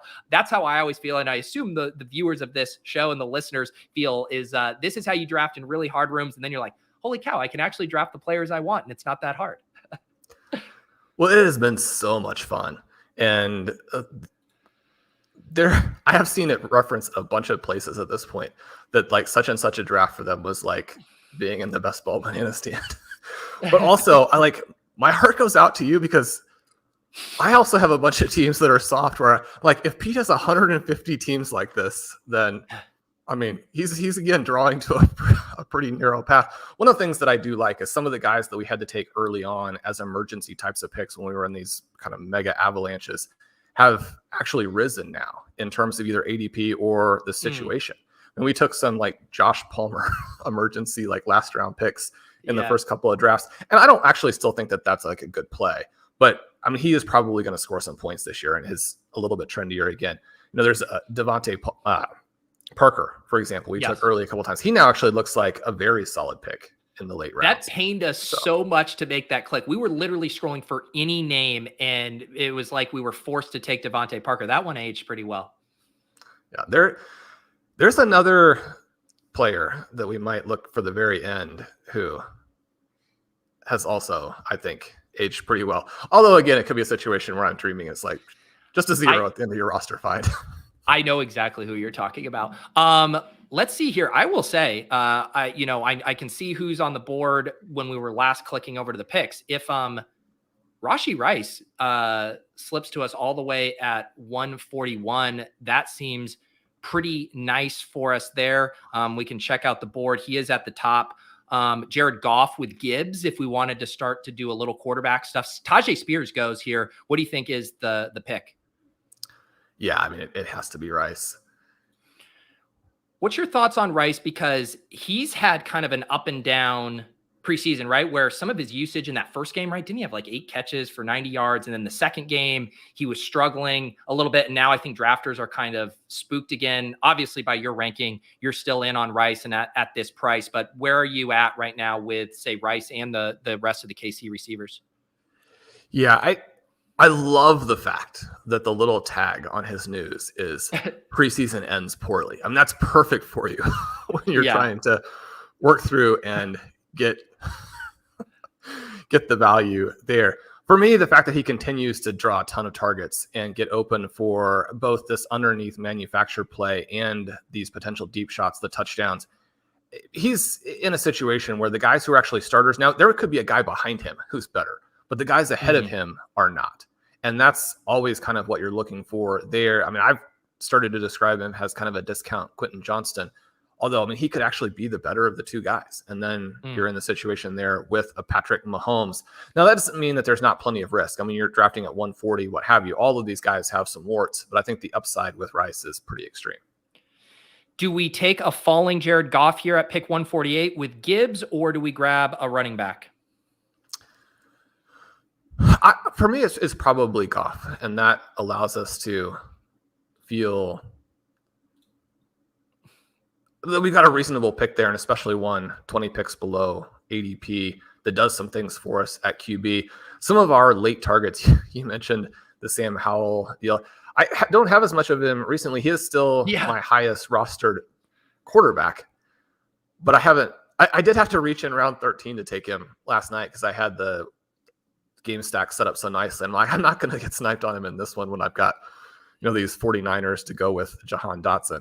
But yeah, I mean, round 12 pretty consistently now. And so I know it is nuts, Shawn. That was one there too that I was blindly tailing you on. Got a lot of laughs, a lot of chuckles that Sam Howell is my most drafted quarterback. But at the very least, Shawn, we can always hang our hat on the closing line value we got on Sam Howell. It might not work out, but boy, did we play the market like a fiddle on that one. When he's benched in week 4, we can get ourselves signs and T-shirts and hats that just say Sam Howell closing line value. Yes, while Pat is doing victory laps about Jacoby Brissett being the quarterback. Let's recap this team here through, let's see, what are we at? Through 13 rounds. We did stack up Jared Goff with Jahmyr Gibbs. Goff falling all the way to pick 148. Most of our Goff teams have Laporta, so this is kind of fun. We had already selected our tight ends, Goddard and Ingram. So we get Goff with Gibbs. Our other running backs, Kenneth Walker and James Cook, along with Samaje Perine. Our wide receivers, Cooper Kupp, Devonta Smith, Drake London, Rashod Bateman, Marvin Mims, Rashee Rice. Another one of those teams, Shawn, where, you thought maybe getting a little behind at wide receiver, but then being willing to make the Bateman click and then getting, 2 targets in Mims and Rice in a range where a lot of the wide receiver dries up definitely makes it feel like less of a tightrope walk when you're able to get those 2 exciting AFC West rookies. Yeah, and a lot of the teams that I drafted early, and certainly the teams that we draft together, are pretty heavily game stacked, and you have, those really tight plays. Now that we're getting, so much more information, and as a result, I think we can either take advantage of ADP values or just when we are picking people around ADP, we can feel comfortable that our rankings that are aggressive are probably right, or at least have a really good chance of being right, to where, maybe we lose a little bit of that tightness, but we're replacing it with overall just scoring punch and team strength. if you could do a mulligan knowing we were going to get Goff at 148, would you potentially swap out P. Ryan for JMO? Yeah, I've got a pretty decent amount of him, and so I am still in on that.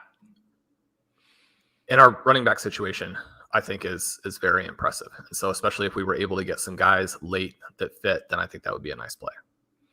Do we grab the Russ Wilson slide to cement our Broncos bet, or do you see something else? Can we look at the running backs there and see if we want to take our last guy? Okay, so that's not super appealing. It's dried up. Yeah.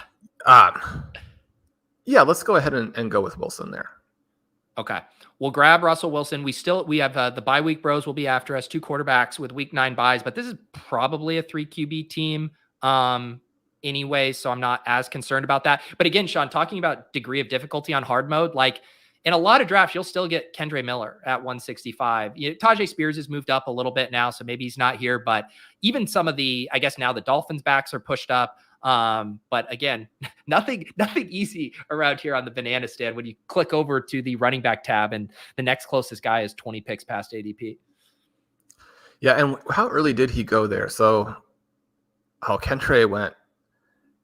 This is the Shawn drafter here, minus the Odell pick. But Sam Howell at 120, Roshan Johnson 144, Kendre 145, Curtis Samuel 168, Chuba 169.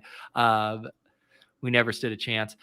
We are on the clock here. Do you do a 3 tight end big build with Dulcich, or do you see another angle here? I do kind of like putting Dulcich in there now that we have Wilson. Those plays seem to be the ones that would work together nicely. And I do want the team to score a lot of tight end points. I mean, ideally, you'd have 3 tight ends with 3 completely different buys. But he's a guy where you definitely want to have the eyes open and realize that things haven't transpired exactly how we want. And you do have to move him down your rankings. You do have to be a lot more careful where you take him. But having some run blocking tight ends that are also involved there for the Broncos do not eliminate the scenario where they have not just 1 or 2, but a handful of meaningful play designs in there for a player that I think they do like for what he does well. And I mean, Sean Payton's going to be one of these coaches where that matters when you're an elite schemer, when you're an elite coach. It matters a lot less when your coaching staff is overmatched. And with the Broncos bet that we've made here, I think that he's someone where the spike weeks especially are going to be more interesting than the price currently reflects. Yeah. And that was the interesting thing. I understand why the market pushed him down because of that, kind of concerning preseason usage with Adam Troutman. And I do think that was a very, important data point. On the flip side, I don't feel like the market ever adjusted for Judy, missing a chunk of time there too. I think that would, in theory and other scenarios, push a player like Dulcich up as we're running out of weapons for the Broncos to trot out there. No Tim Patrick. And so who is it going to be along with Sutton? I mean, it's going to have to be Mims and Dulcich, as the playmakers in that offense. So I'm fine, like at these prices, right? We're getting a discount relative to where we took them. We drafted Russell Wilson here, and it was a very, very flat tier at wide receiver. I mean, look at the wide receivers that come after KJ Osborne, DPJ, Olamide Zaccheaus, Rashid Shaheed, and Paris Campbell. So I think it made sense to grab that there. And our team here now, through 15 rounds, we got a 2-4-6-3 build. Goff and Wilson still at 4 running backs because, man, the running backs flew off the shelves. Jahmyr Gibbs, Kenneth Walker, James Cook, and Samaje Perine. Our wide receivers, Cooper Kupp, Devonta Smith, Drake London, Rashod Bateman, Marvin Mims, Rashee Rice. And then our 3 tight end build here, Dallas Goedert, Evan Ingram, and Greg. So we got, what do we got? 3 more picks here. Shawn, have you seen through the matrix? Can you envision how we're landing the plane on our final BBM4 draft together? Well, if we weren't fun drafters, then this would be a team that was just setting up very nicely for that Palmer selection late. Ideally, we're not going to go that route. I was trying to think of who is a relevant Charger that you could take in the last rounds. It's not like the situation with any kind of Atlanta, Chicago deal where again, it's probably just a 0, but you can always add Chase Claypool in the final round and be like, well, at least that guy has had some spike games in the past. So Right. There are some fun elements there. I do have some names. I'm not sure if we risk anything by saying them or not. Yeah, I know. In this draft, normally I'm like, whatever. No, I think we play this on the clock. Let's make sure. I mean, when we got, Sam Howell going at, the 10th round to the Lamar Jackson drafter, I think we can play it a little closer to the vest here. We'll see what Make the Money does here. Structurally, what do you think here? We are on the clock. Do we do a throwback and get Wan'Dale Robinson opposite of Cooper Kupp in week 17? I think so. Yeah. Back on the Wan'Dale Robinson train there. We took a little time off. Got some good news on him not opening the season on PUP list. I remember you and I were continuing to click him, and there had been multiple references like, oh, Wan'Dale might not even play this year. It might be a lost season. I remember telling you that. You're like, what? Where's that coming from? So now the fact that he's not even going to miss any time, that feels pretty good for all of our Wan'Dale Robinson shares from earlier in the offseason. Well, I think when we were discussing that, I had mentioned to you that the GM had gone on the radio and said he's just like a couple days away.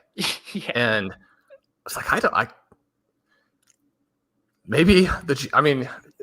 take those guys at their word at your peril. Yes. All right. So we have 2 more picks. We got a 2-4-7-3 build. It does feel like one of these picks is for sure a running back, if not 2 of them. I think the debate there is like, can we stomach 2 quarterbacks with the same bye week with Goff and Wilson, or do we need to prioritize a third QB no matter what here in your point of view? Yeah. So just to recap, our running backs currently are Jahmyr Gibbs, Kenneth Walker, James Cook, and P. Ryan. Which I really like. I mean, if this team is going to work, that has to be sort of a 3-stud running back situation there. I think that P. Ryan gives us a 4th. And so I think that the perfect pick right here is Desmond Ridder. Yep. Put Desmond Ridder in the queue. We, of course, have Drake London. Gives us that third quarterback. It gives us a guy that, Shawn, I know you have been perplexed at his price all offseason long. We do see the rise of a guy like Sam Howell, the market kind of buying that. And I guess it took what? It took the Commanders saying he's their starting quarterback. And then everyone's like, okay, we've known Desmond Ridder as the starting quarterback for the Falcons all offseason. I think I don't know if it's the small sample size, him not being an exciting prospect, but people do not want to touch Desmond Ridder. And one of the notes I like to throw out there that I don't think people realize is that, his EP numbers, so expected fantasy points based on how they played when he was the starter last year, would be fine to select in rounds 11 or 12. Now, he massively underperformed that, but some of the peripherals are actually not that bad. I was kind of mentioning that in the email thread that we had before our main event, where I was saying if we don't get like a good price on Tua, we could take a bunch of these guys late. And so if you have some passing peripherals that suggest that the passing is not as bad as the perception, I know a lot of people think that you just can't throw the ball at all, even going back to college. There are other quarterbacks who are far worse that we're giving a free pass on that. But Ridder also has a little bit of this stealth rushing ability, and he's got these elite weapons. You're going to be in this weak division. You're probably going to have a lot of games that are in a very favorable, they play in a good environment for fantasy scoring if your team isn't terrible. And so he, to me, is the one guy that I think is underpriced by like 5 rounds. So you end up kind of prioritizing him. And at the same time, I do want to give the community the respect of, if everybody else is out on this guy, I want to temper what I'm looking at here, because it's a very clear situation where you could just be wrong. Right. Yeah. And I guess that what people tell themselves, like the gymnastics you're doing is that, hey, if Ridder gets benched, Heineke is going to still be perfectly serviceable for your Pitts and your London, and the offense will be competent enough for Bijan to still have a legendary season. But also, how do you get to that spot when Heineke is the quarterback? It's probably like 6 or 7 really, really bad weeks. And at which point your Falcons teams are dead anyways, right? Like, so that is the kind of thing of like, okay, sure, maybe Heineke's passable when he takes over, but man, if we get to that spot, I don't think you're going to love your London and Pitts shares regardless. No, not at all. We got one more pick here to land the plane. I did want to check. I'm trying to scroll through your ranks. Yeah, there was a guy down here buried in your ranks who, when we were talking about the Chargers, I was curious if, and I don't believe he made the 0 RB list. Yeah, I don't think he did. But is any thought on Joshua Kelly being like the clear handcuff behind Austin Eckler? Or is this a situation where even if Eckler goes down, Kelly doesn't give us the profile to that we get really excited about? Yeah, I don't think that he does. And I think it ends up being split enough and low volume enough that it probably doesn't help you. The guy I really wanted here was Sean Tucker. He goes at the 1801. I mean, this might be a place to get that Chris Evans share. Can we get to finally balance out all of our Chase Brown and Travion? Feels kind of fitting. It does kind of feel fitting. Pierre Strong obviously gets moved to a fun spot. But I mean, it seems poetic there to kind of finish with Evans. Yes, we've been spraying and praying on the Bengals RB2 all offseason. I'm up for here at 3.6% Travion, 4.4% Chase Brown, a large majority of those coming with Shawn. And it's almost like the Dallas Cowboys situation too, where it's like, it's pretty muddied. It's really hard to decipher who's going to have that role, who could have it by the end of the year. And yet we just know there's so much value to that RB2 on the Bengals. This was one I had messaged you about this one the other day too, of like, hey, how are you handling this Evans reporting? Because this was one of those where it's like, do you say stubborn in your kind of like player evals of like, this is the guy who can take advantage of this situation the most? Or do you say, hey, the reporting is just so over the top clear that Evans is this guy, we need to start feathering him in? And as we kind of went, back and forth on that, just, working through it, I guess I really like both Travion and Chase Brown Travion is a guy who I think was a talented college player, never really got a shot. I think that there's a lot of Samaje Perine to him where people just never have given him the chance to show that he was what he was in college. And you have this great opportunity with the Bengals where they, essentially have a replacement level or below starter in a great offense. And those are the situations you want to attack. And then, Chase Brown, love the prospect profile there and everything except for, how far he fell in the draft. So you're looking at those two things, but then you have all of the reports on Evans. And, we drafted Kenneth Gainwell, I don't think last week, but maybe the week before. We have kind of talked through that a little bit too, because Swift and Penny are two of, kind of our favorite guys. And as I was kind of working through that on the 0 RB candidates countdown, and it was interesting and fun because one of the things that, you and I had mentioned months ago was that once you get into the double-digit rounds, the best running back pick is inevitably a member of the Bears or the Dolphins. And then certainly if you have Eagles guys pushed down, then, possibly Eagles. But do you put all three of those guys on? Dubner messaged me and he said he was disappointed like all the Eagles didn't make the list. With Gainwell, there's this chance that he hits a year late because he was on the list the previous year. I do think there are some cool things about him. Certainly the Eagles still seem to love him. I went with Swift there. I think that the upside for him is massive. I made that argument, kind of break down both the peripherals for him, which I think paint a juicier picture than people realize, even beyond the explosiveness, but then also some of the things contextually for the Eagles that are probably better than people realize. Yep. Yeah. And yet with Gainwell, it's kind of an expensive pick. With Chris Evans, it's free, right? And so differences in terms of how you would play those two things. For sure. And one of the things, that I think you do really well is, you have really strong convictions on the type of profiles and the type of prospects that we really want to be betting on because the upside is so asymmetric. And yet on the other hand, there's always this humility-based approach to it that we can be wrong, that, maybe sometimes the market knows better. Sometimes there's reporting that we just have to acknowledge, then that we can't keep drafting Tyquan Thornton because it's gotten that bad. And so I think that balance of conviction with humility there, and, seeing that you did flip, Chris Evans in the ranks there, just because the drumbeat has been so consistent. And it's also just the way I want to play those late round picks, right? Like the probability of any of them hitting are low.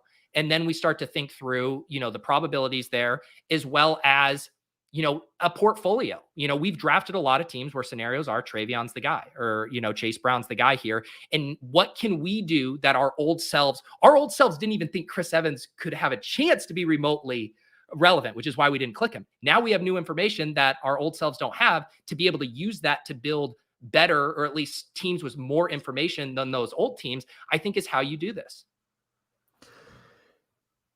And it's always tough because you don't emotionally want to be kind of put in that position where you're rooting against your old self or your old teams.